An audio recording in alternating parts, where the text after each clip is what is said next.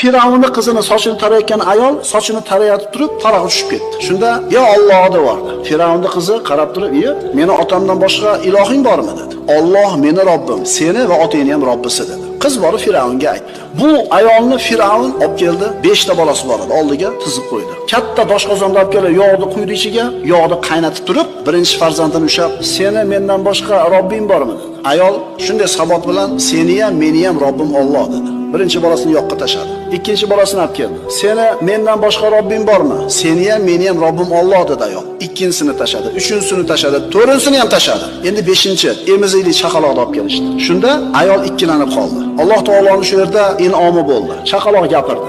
"Ona, siz haq ustidadirsiz" dedi. "Ikkilanmang" dedi. Bolani ham tashladi, onani ham tashladi.